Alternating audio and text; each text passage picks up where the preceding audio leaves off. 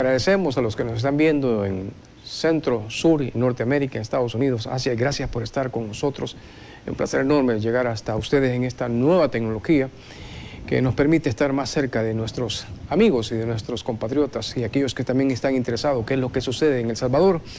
Hoy vamos a tener diferentes temas y para ello hemos invitado a la licenciada Tania Pastor, abogada muy reconocida por nosotros, también al licenciado Caret Navarro, él es diputado de Nuevas Ideas y también es miembro de la Comisión de Hacienda y Finanzas. Quiero agradecer también a la señora licenciada Sandra Martínez, diputada de Nuevas Ideas también. Ella es de la Comisión de Medio Ambiente. Publicó algo interesante en esta semana. Quiero que veamos la pantalla número 2 para dar inicio a la entrevista que vamos a tener hoy. Vamos a auscultar el pensamiento de nuestros invitados. Dice el presidente Bukele, la próxima semana enviaremos a la Asamblea Legislativa nuestra propuesta de ley de aguas, una deuda histórica en nuestro país que pasó más de 15 años siendo discutida en la Asamblea sin ningún resultado. Estoy seguro que la nueva Asamblea podrá aprobar una ley integral que realmente beneficie a la población y garantice el agua como un derecho humano en no más de 90 días. Sé que hay muchas cosas pendientes y sé que todos queremos que lo que no se hizo en 30 años se haga en los 41 días que llevan los nuevos diputados, pero eso es imposible. Roma no se construyó en un día. Sin embargo, poco a poco, junto a los diputados de la bancada CIAN, principalmente con la guía de Dios, iremos resolviendo los problemas de nuestro país uno por uno. Nadie dijo que sería fácil, pero con la ayuda de Dios y del pueblo, El Salvador saldrá adelante. A ver, entiendo que ya se aprobó y quiero darle el espacio a la licenciada que es la encargada de esta situación. He hecho muchas críticas al respecto del por qué los expedientes se mandaron al archivo. Primeramente, la ley del agua entró a la Asamblea Legislativa 82 veces exactamente. Entró y salió sin darle dictamen, ni tan siquiera estudiarla, analizarla. Y ellos dijeron últimamente que habían aprobado no sé cuántos artículos, pero en realidad no estaba completada y no estaba, como le dijera, actualizada. Yo ya me leí toda la ley que ellos presentaron y créanme lo que tiene muchas faltas y no estoy mintiendo porque cualquier persona lo puede hacer. Primero, en ningún artículo dice que será un derecho fundamental, que será un derecho humano a la gente. Eso no dice. Eso que usted está aclarando, estamos hablando de la ley, del proceso que se hizo anteriormente, no con esta nueva legislatura. Sí, estoy hablando de la ley anterior que según la historia entró en el año 2000, 2001, 2006, 2017 y hasta hoy en febrero del 2021 que ellos, después de la pandemia, ellos volvieron a sacar el expediente y dijeron que lo estaban analizando otra vez y que habían aprobado no sé cuántos artículos, pero recordemos que estábamos en un periodo de campaña. Y nuevamente la ley del agua la ocuparon para la campaña esta que pasó. Haberles dado ningún tipo de resolución. Simplemente, quizás, y perdón las palabras, quizás solo hacían el mate de leerlos y de firmarlos todos, pero en realidad no se le daba solución a nadie porque ninguna vez escuchamos ningún dictamen que fuera a favor del medio ambiente. Entonces no solo es una deuda con la ley del agua, sino que también es una deuda para la ley forestal, para la ley de vertidos, para la ley energética. Son muchas leyes que van relacionadas con el ambiente que no se les dio el debido proceso. Tania Pastor, hay unos que han manifestado que no están de acuerdo con lo que ha sucedido porque cuando la legislación anterior la mandó el presidente, estaban muy claros de que esta situación estaba mejor y que esto que se está manejando no es lo que ellos han estado esperando con la ley del agua. ¿Su opinión acerca de esto? Bueno, es difícil poder afirmar u opinar sobre si no es lo que estaban esperando, puesto que el proyecto todavía no lo hemos visto. Yo en algún momento apunté que ya que se había archivado un proyecto que llevaba muchos artículos consensuados con organizaciones de la sociedad civil, con la sociedad civil misma, y pues que tenían que actuar rápido y con una buena ley para que eso se viera compensado, porque también recordemos que el agua, el derecho al agua, al acceso al agua potable, es decir, reconocimiento al agua como un derecho humano, también es una situación que debe ratificarse por esta Asamblea.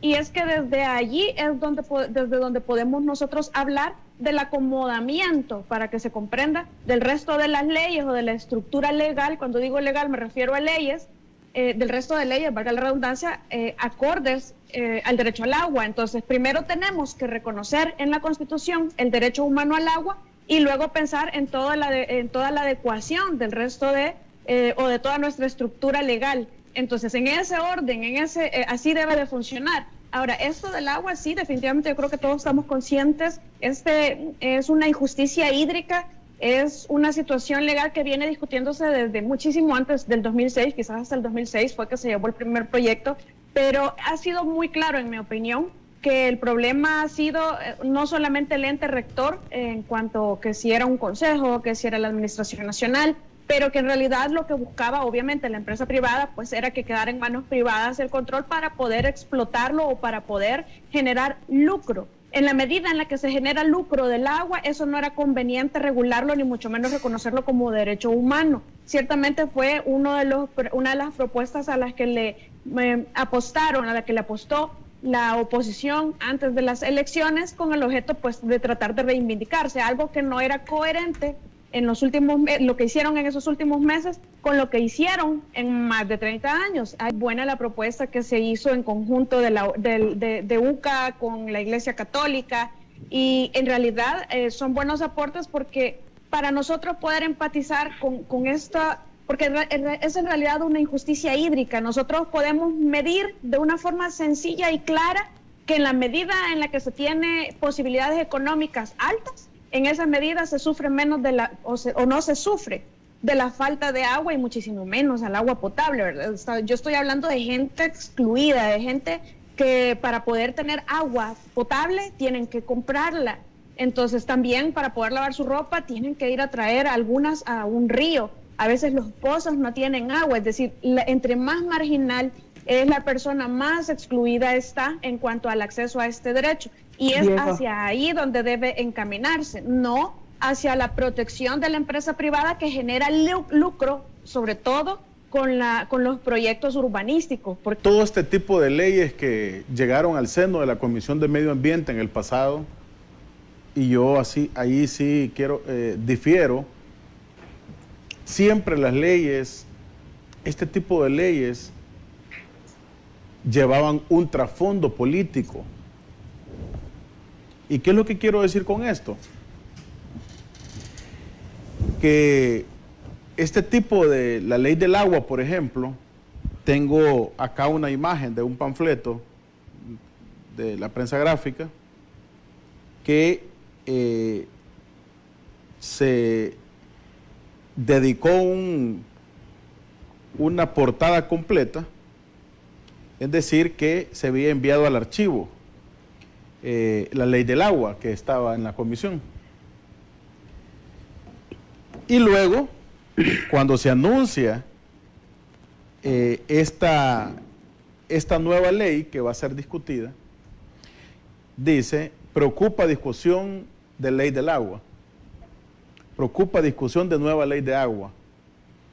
Es decir, yo considero de que a nuestra gente ya basta de jugar con los derechos que les son reconocidos por la Constitución, ya basta de tratar a nuestra gente como únicamente ver las cosas políticamente. Hay un problema bastante grande con esto, y es que cuando cuando empezaron a analizar en esa ley pasada, que se fue a archivo, artículo por artículo, se pasaron 3 años perdiendo el tiempo. ¿Y aprobaron cuántos artículos? Como 102 ¿Y era artículos. de cuánto la ley? ¿De cuántos artículos? No sé, al final en cuántos... 183. 183, bueno, se la confeccionaban a su medida y así pedían que se aprobase. A veces da risa cuando en el Pleno, el FMLN, la gran bancada de 4 que tienen, se ponen se exaltan y dicen, ¿por qué están mandando al archivo estas leyes? ¿Por qué no aumentan el salario? ¿Por qué los FP? Y los 30 años que ellos tuvieron en negociación, por ejemplo, Arena y el FMLN, ¿por qué no resolvieron los problemas de la población? ¿Acaso el FMLN no tuvo la oportunidad, Arena no tuvo la oportunidad para dar una ley del agua que fuese con miras a beneficio de la población? Claro que lo tuvo la oportunidad. Lo que sucedía era que ellos llegaban y ellos no podían hacer nada porque si sus patrocinadores, aquellas grandes empresas, millonarios, dueños de este país, les decían, no lo vas a hacer, aquí está la ley que vas a aprobar, ellos así lo tenían que hacer. Esta tiene que ir de la mano con el Ministerio de Medio Ambiente también para que no exploten aquella zona. Es correcto. Nosotros estamos convencidos que toda propuesta tiene que venir a beneficiar a nuestro pueblo, porque los recursos hídricos tienen que estar en manos de privados, o que la suma de los votos tengan el privado la potestad de ello.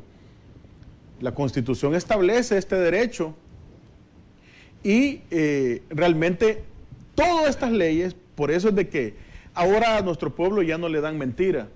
La gente sabe que todas estas leyes que estaban ahí, ellos se regaron las vestiduras, mandaron una ley del agua. ¿Y por qué no trabajaron, pues?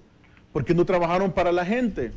Entonces nosotros, Mario, para cerrar el comentario, nosotros como bancada CIAN vamos a legislar a favor de una ley del agua que sea para nuestra gente y por nuestra gente. Y quiero decirte, el comentario que me hacías, todo esto es a causa de un proyecto de país y de nación, porque digamos que se apruebe un derecho a la ley del agua, o como se le vaya a llamar finalmente, esto no significa que, como me dicen, aquellas comunidades a las que no le lleguen agua, se va a instalar una tubería instantáneamente. El gobierno, el ejecutivo, está trabajando arduamente para que todas aquellas comunidades que todavía sufren del recurso hídrico puedan ellas tener la facilidad del agua. Una persona que se ha dedicado prácticamente toda su vida para estar siempre en el cuidado y protección del medio ambiente, que es el doctor Ricardo Navarros. Y él hace ciertos señalamientos con lo que acaba de suceder, porque entiendo que él tenía que ver con estas reformas que se hicieron a la ley del agua. Y en el video número 3, el doctor Ricardo Navarro se pronuncia acerca de lo que ha sucedido. A ver, video 3. Bueno, nos hemos enterado que el presidente Bukele dijo que en los próximos días va a enviar a la Asamblea Legislativa una propuesta de ley de agua. Y hemos escuchado también a la señora presidenta de la Comisión de Medio Ambiente y Cambio Climático decir que se compromete a que haya una ley que sea justa, ¿verdad? Que sea buena para el país. Algo así dijo. Yo creo que lo deberían hacer. Hay que darles el beneficio de la duda, ¿verdad? Ojalá eso sea cierto. Una recomendación les sería yo, ¿verdad? Primero, que no necesitan mentir, ¿verdad? El presidente dijo que en 15 años no se tuvo ningún resultado. Eso es falso, totalmente falso. Se había logrado, al menos, que la derecha legislativa aceptara que el organismo rector debe ser de carácter público. Se habían aprobado como 100 artículos, ¿verdad? Faltaban como unos 30 más. Entonces, algo se ha logrado, ¿verdad? La señora presidenta de la comisión dijo que en esa ley de la legislatura anterior no había ni media palabra en beneficio de la población. Otra mentira. Entonces, no necesitan mentir, ¿verdad? Lo primero. Ahora, lo segundo, mire, yo creo que el presidente debería someter a la discusión pública una propuesta de ley. Que no vaya a salir como el Bitcoin, ¿verdad? Que los diputados ni siquiera sabían que iba a ser algo obligatorio, creían que era voluntario. Tienen que discutir las cosas. Y no solo escuchar a la oposición, sino someterla a la sociedad civil. Ricardo Navarro, y que no mientan. Bueno, este señor, como yo lo veo, es así como aquellos dos el equipo de fútbol, ¿verdad? Que patea el delantero y que la pelota va rodando y no es gol. Entonces, cuando salen dicen, no, pero perdimos, pero es que casi es gol. No, es que casi llegó cerca. Aquí no hay casi, aquí no hay que iban 108 o 105 artículos. Y la verdad, ¿dónde está el trabajo? No hay trabajo. Si la comisión que preside la licenciada Sandra Martínez dará fe de que no hay absolutamente nada. Entonces, ¿dónde está ese trabajo que él dice? No existe nada. Nosotros tampoco vamos a tomar de base ninguna ley que hayan hecho esto, porque ya sabemos nosotros que esas leyes venían con un mandato imperativo ¿de quiénes? De sus patrocinadores, de los que les pagaban las campañas a los de Arenas del FMLN.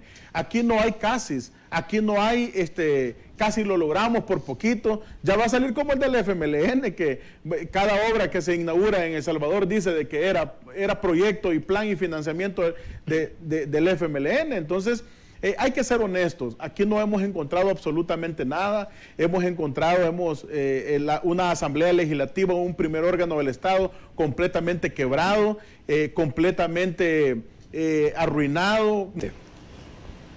Dice: ley Bitcoin aprobada en medio de polémicas por su obligatoriedad o no, dice. Siguiente, Nuevas Ideas argumentó que los agentes económicos podrán decidir si quieren convertir a dólares las transacciones del Bitcoin. Arena cuestionó que la ley obliga a aceptar el Bitcoin en el artículo número 7. Y continúa, la Asamblea Legislativa aprobó este martes con 66 votos la ley Bitcoin, que legaliza dicha criptomoneda como moneda de curso legal en El Salvador. Esta moneda digital podrá utilizarse en cualquier transacción, no tendrá impuestos sobre ganancias de capital y su valor o tipo de cambio será determinado por el mercado. Y continúa. A ver, dice: los agentes económicos deberán aceptar el Bitcoin como forma de pago por la venta de un bien o servicio, excepto quienes no tengan acceso a la tecnología. El gobierno espera que la ley haga crecer la economía de El Salvador en un 5%. La ley aprobada establece que el Estado facilitará la convertibilidad automática e instantánea de Bitcoin a dólar, en caso de que lo desee. Sin embargo, detalla que las limitaciones de esta conversión automática será regulada en un reglamento. La ley iniciará su vigencia 90 días después de su publicación, tiempo en el cual el Banco Central de Reserva y la Superintendencia del Sistema Financiero emitirá una regulación. Objeto la regulación del Bitcoin como moneda de curso legal y restricto con poder liberatorio y limitado en cualquier transacción y en cualquier título que las personas naturales, jurídicas, públicas o privadas requieran realizar. Es decir, esto es histórico para El Salvador, ya que El Salvador es parte ahora de la historia en legalizar el Bitcoin como una moneda de curso legal. Ningún país en todo el mundo, digámoslo así, tiene esta regulación expresa, aunque hay que admitirlo que ya en El Salvador ya circula esta moneda digital, el Bitcoin. En el Zonte, por ejemplo, nosotros veíamos reportajes, hay tiendas, hay personas que venden minuta, hay comerciantes de la zona que ya aceptan esta moneda. Entonces, lo que hace la ley en un primer momento es reconocer al Bitcoin como una moneda de curso legal. En segundo lugar, es importante mencionar que ahí hay una discusión de la obligatoriedad o no. Lo que sucede es que la ley establece que el Estado deberá dotar de las tecnologías y deberá dotar en absolutamente toda la asesoría para que esto pueda funcionar. Eso es como cuando tú vas vos vas a la tienda y vos digas, mire, yo quiero pagar con tarjeta de crédito. Y te dicen, mira, fíjate que no tengo post para... Algunos han dicho que es como una, pasarte la una tarjeta. recarga. Quiero una recarga. No, el ejemplo del post, ¿verdad? No tengo post. Entonces, ¿qué es lo que le toca a la gente? Sacar efectivo y pagarlo, ¿verdad? O otros dicen, fíjate que no tengo internet y no me sirve el post. Entonces, le toca pagar no necesariamente es obligatoria. O sea, si no anda dólares, el comercio no te va a vender, ¿verdad? El Bitcoin es una moneda digital, es una criptomoneda. Abrís un monedero virtual, compras Bitcoin y el comercio, por ejemplo, hay un documento. Para eso debe tener una cuenta bancaria. Sí, puedes hacer recargas con tarjetas de crédito o con tu cuenta de banco, ¿verdad? Pastor, su opinión. Bueno, hace falta ver todavía la normativa que se va a impulsar para desarrollar este tema. Todavía no la hemos visto. El reglamento no puede ir más allá de lo que regula la ley. Es lo que hemos estado hablando últimamente. Pero es importante que recordemos que como humanos nos resistimos a los cambios, a lo desconocido sobre todo. Este es realmente en El Salvador un tema muy novedoso.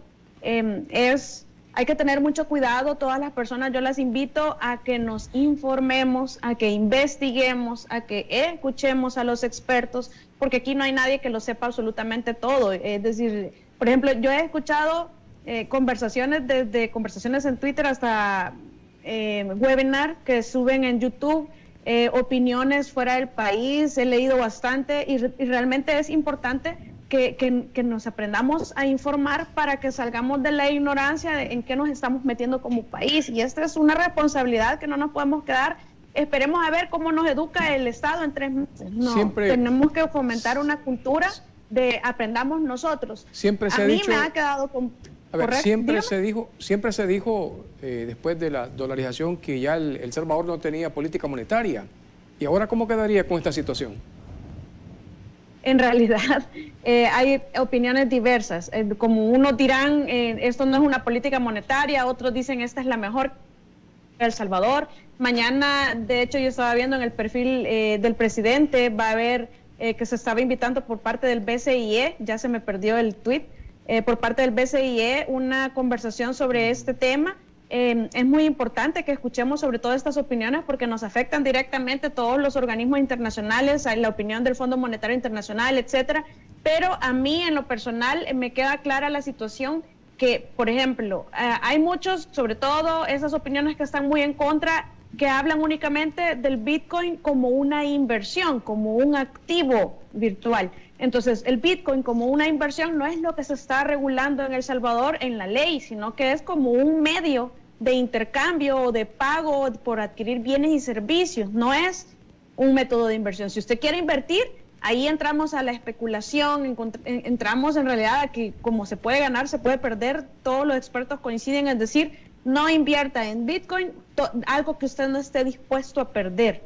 Y esa es la volatilidad del mercado. Pero en realidad, a nivel de intercambio, es diferente, porque esto de la Lightning es como se hizo precisamente, o la idea fundamental, he entendido yo, no me crean a mí, escuchen a los expertos, para evitar todo eso tardado que es la blockchain, que en realidad no se, porque el Bitcoin no fue creado para usar satoshis, los centavitos del Bitcoin, entonces se ha tenido como que hacer más light todo ese procedimiento de seguridad, siempre seguro, pero no tanto, para poderlo usar a centavos, a satoshis. Entonces, es muchos los beneficios. Yo he captado, o por lo menos de lo que se ha expresado, que hay 3 beneficios claros, que son la inclusión financiera, por ejemplo, la rebaja que va a haber en las comisiones, sobre todo en el tema de las transferencias por remesas. Eso es claro que va a mejorar. Ahora mismo, bueno, también la inclusión financiera de todas las personas que están en el comercio informal. También el mismo sistema tiene sus propias bondades. Una de ellas prácticamente es la facilidad con la que, o en el instante, en tiempo real, yo pongo o usted recibe allá es decir, es importante entender que no es un anonimato completo, porque pasémonos también a ver la parte negativa o la parte no negativa, sino que el reto, el verdadero desafío en que va a estar. Va a estar en que en esta, o quizás lo que se puede cuestionar y hay que trabajar bastante, es la parte en donde se establece un pseudoanonimato en las transacciones, porque es cierto que todo es público y todo queda registrado, todo es perfecto. De hecho, el FBI vimos que hace menos de un mes recuperó todos aquellos millones que se supone que DarkSide había, es decir, 4,4 mil millones que había sido defraudado, 75 bitcoins, recuperaron 68,7, casi el total, pero debido pues a ese hackeo, eso fue un ransomware, eso fue un secuestro de datos, es decir, pidieron un dinero a cambio de la recuperación, fueron 75 bitcoins, debido a eso bajó. Entonces, cuando se recuperan 68,7, que casi es el total, ya el precio estaba tan devaluado que en realidad en dólares ya traducidos a moneda fiduciaria lo que estaba eran 2,3 millones de dólares. Pero igual eso se puede recuperar. De hecho, la tendencia histórica del Bitcoin es que siempre, aunque baje, pues ha sido siempre a la alza. Entonces, cuando hablamos de un pseudo anonimato, es porque todo está registrado y todo es perfectamente seguido, es decir, se le puede seguir, como dicen en Estados Unidos, es decir, la manera más fácil y que sigue siendo lo mejor para resolver estos crímenes es seguir el dinero. Entonces, ahí se puede. Lo que sucede es que la persona propietaria de la billetera es, en realidad, goza del anonimato, es decir, sus datos están protegidos, pero en este Lightning Network, como son aplicaciones, son software diferentes, pues cuando uno se registra, uno sí presenta sus datos.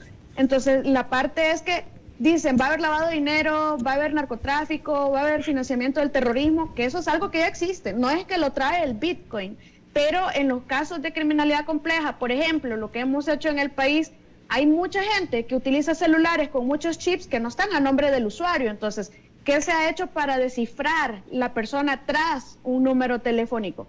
Hay maneras en las que se ha individualizado, independientemente que el número no esté registrado a nombre de Pedro Pérez, hay otros medios con los que se puede acreditar que ese número de teléfono corresponde a Pedro Pérez y se le puede condenar perfectamente. Es decir, hay que buscar los mecanismos que ya existen y crear otros para abolir el anonimato. De hecho, eso es algo que no se ha logrado ni siquiera con el dólar. Es mi interés que en estos 3 meses no solamente se educa a la población, sino que se cierren los espacios para podernos adecuar a una crypto compliance o a un cumplimiento del cripto en el materia de lavado de dinero y financiamiento del terrorismo, porque es una realidad que tenemos que conocer todos en El Salvador, que desde el 2014 no nos vienen a hacer un seguimiento por parte del GAFI, que el GAFI es el Grupo de Acción Financiera, que está compuesto por los 7, el grupo de los 7, en donde se tiran unos lineamientos o se emiten lineamientos, recomendaciones, lo llaman ellos, las recomendaciones del GAFI, las 40+9, y ahora hay líneas, hay recomendaciones sobre los activos virtuales. Entonces, que eso tenemos la obligación, todos los países del mundo, de adecuar nuestra normativa en referencia a la prevención del lavado de dinero a esas recomendaciones. Entonces, no nos han venido a hacer un seguimiento desde el 2014. Nosotros no tenemos ninguna reforma en materia de lavado de dinero desde el 2014. Nos expulsaron del grupo Egmont, que es el grupo de las 164, pero solo hay 159 fiscalías, en donde es espectacular para poder investigar y darle seguimiento al dinero en nivel mundial, en tiempo real prácticamente, a los delitos de lavado de dinero. Nos habían expulsado porque no habíamos separado la unidad de análisis con la unidad de investigación del delito de lavado de dinero. ¿Y qué pasó? Desde el 2018, ya finalizo, desde el 2018 tenemos un proyecto para prevención de lavado de dinero y financiamiento del terrorismo. Aquí estamos en pañales. Nosotros estamos con un sistema cavernícola de apenas prevención, de una debida diligencia, de conoce tu cliente, todo eso, pero ya tenemos que migrar hacia un sistema de administración del riesgo como mínimo. Colombia ya está con el SAGRILAF, es decir, está como lo más avanzado. Por eso es que está la nueva Asamblea Legislativa. El problema es que si no nos adecuamos, Lick, antes de estos 3 meses que entre en vigencia, podemos convertirnos, con esto quería finalizar, de verdad que podemos ser utilizados como un paraíso fiscal, y eso no lo podemos permitir porque nos expulsan como país, y eso sí nos incluiría en lista negra para este tipo de delitos. Y